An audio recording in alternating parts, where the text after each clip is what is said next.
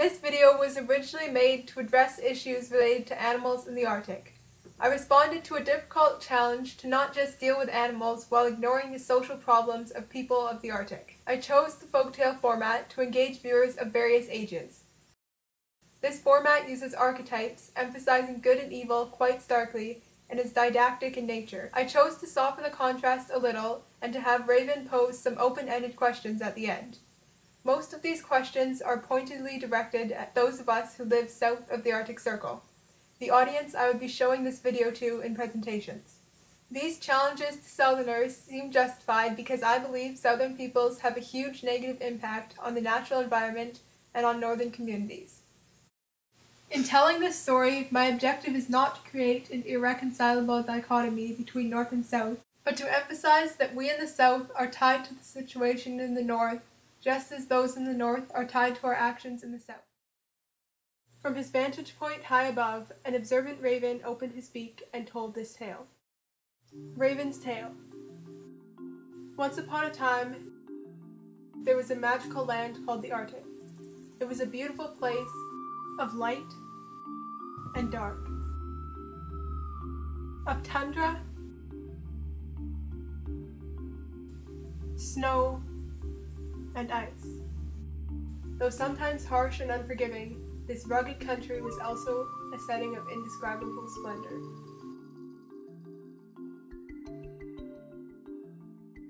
Within the land roamed all nature of animals. The fair furs, the furred hunters,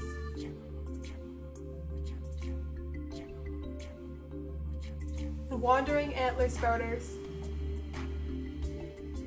the shaggy horn bearers, the winged ones of the land, the feather wearers of the sea,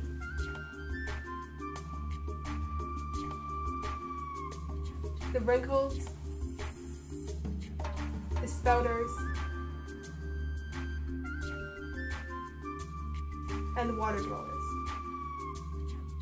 The Sami, Dene, Inuit, and other peoples shared this land with the animals. They used the animals' bodies, hides, and skins for transportation, clothing, and shelter. Their blubber was a source of heat and light, as well as food. Their energy-rich flesh was consumed for nourishment. Their durable horns and bones were fashioned into tools and used for ornamentation. These gifts were highly prized and acknowledged with gratitude and respect. For the most part, life in the Arctic was in balance. Gifts from nature were shared, needs were looked after. Rarely were there disagreements over who got what, since most valuables were shared communally. Gradually, this way of life was disrupted as strangers began to invade the waters, killing whales en masse. Poisons from afar began polluting the sea and air. The dirt in the sky and air caused the sun's rays to bounce around more and more. Temperatures began to rise, and the ice started melting away. As the ice turned to dark water, less light was reflected, and the ocean absorbed heat. The icy home of the fine peoples and creatures of the Arctic was in danger. Once the southern dwellers had depleted the populations and polluted the seas, they blamed the northerners for killing the innocent wild creatures, as though this cycle of hunter and prey were not a natural way of life. Over time, resources were getting scarcer and people began to lose hope. Some went away on journeys of despair from which they did not return, leaving their families stricken with grief. Competition increased, and it was harder to survive while living with the land as they once had. While the northerners were trying to provide for their needs, a great white beast flew in from the south and threatened to snatch away the vast flowing resources hidden below the ground. This powerful force from the south threatened to take away everything valuable from the Arctic dwellers. Action had to be taken. The true enemy of the North had to be identified and controlled.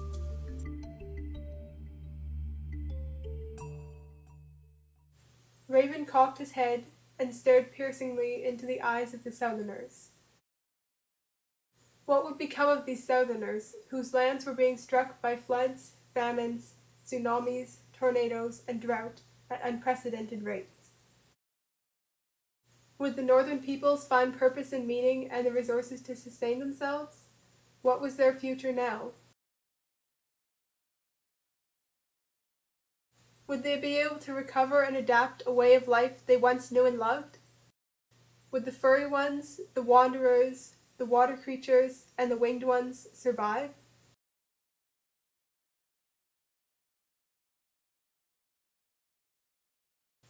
Would the great ice fields last into the next generation? The answers to the questions Raven posed were not in the grasp of his talons, but rested in the greedy hands of those whose lives were clogged with wealth and possessions beyond their needs.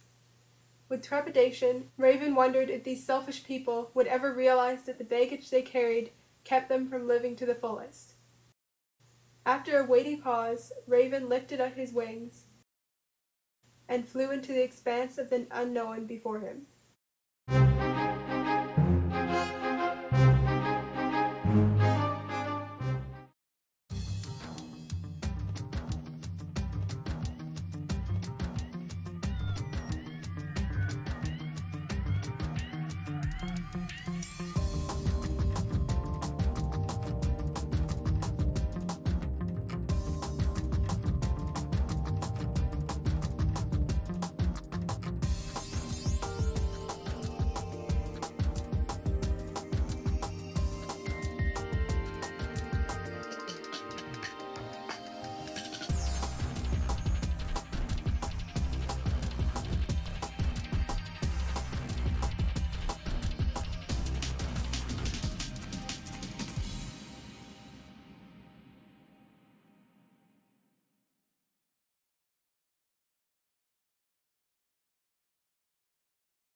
In trying to tell this story in a narrative format, I have unwittingly raised some significant concerns, many with no clear resolutions.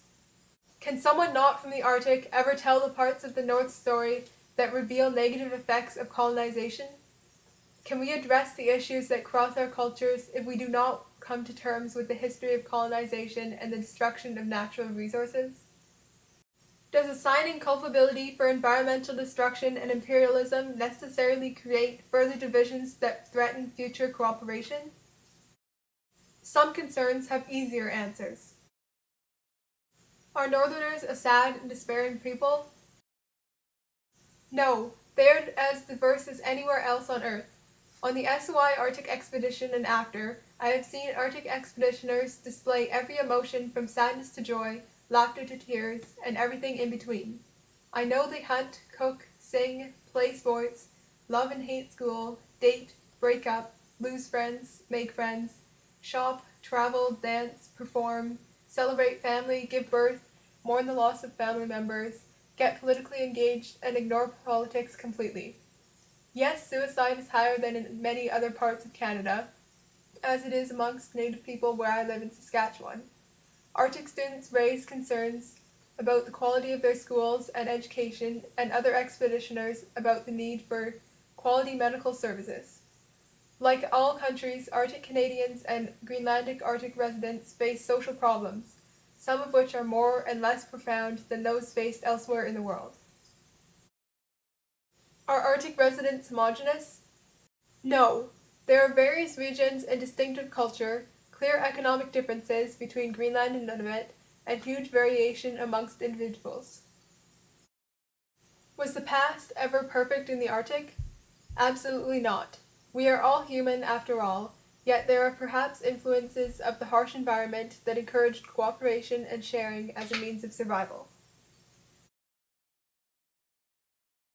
I apologize for these and any other unaddressed stereotypes, misconceptions, or falsehoods perpetuated in the telling of this story. I thank the reviewers who took time to share their views and to comment on this narrative. In the original version of this video, 2 images of Arctic expeditioners were used to convey an emotion of sadness. These images were used out of context and were seen to perpetuate an unhelpful stereotype, and therefore have been removed. I regret that this leaves Arctic people visually unrepresented, a limitation I am unable to correct. I do not apologize for calling myself and Southerners sharply to account.